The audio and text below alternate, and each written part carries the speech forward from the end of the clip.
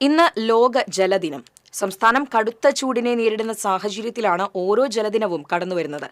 പലയിടത്തും ജലക്ഷാമം നേരിടുമ്പോൾ ജലം അമൂല്യമാണെന്ന് ഓർമ്മപ്പെടുത്തുകയാണ് ഓരോ ജലദിനവും.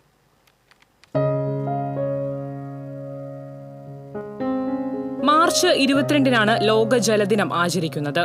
ഈ ദിനം ജലത്തിന്റെ പ്രാധാന്യം, ജലസ്രോതസ്സുകളുടെ സംരക്ഷണം, പ്രകൃതിയിൽ വെള്ളത്തിന്റെ ഉപയോഗം, ദുർബലമായ ജലവിഭവങ്ങളുടെ സംരക്ഷണം എന്നിവയെക്കുറിച്ച് ബോധവൽക്കരണം ലക്ഷ്യമാക്കിയാണ് ലോകം മുഴുവൻ ആചരിക്കുന്നത്.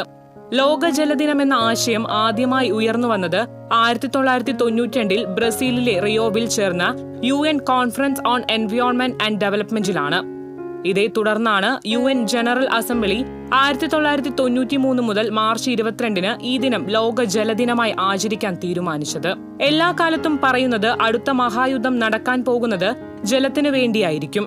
പൊന്നിനേക്കാൾ മൂല്യം ജലത്തിന് ഉണ്ടാകുന്ന കാലത്തേക്ക് ലോകം നീങ്ങിക്കൊണ്ടിരിക്കുകയാണ്.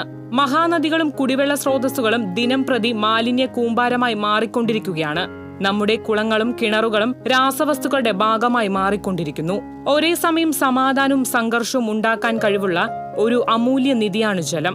ഇന്ന് ഈ ലോക ജലദിനത്തിൽ ഇതെല്ലാം നാം ഓർമ്മയിൽ വെക്കേണ്ട വസ്തുതയാണ്.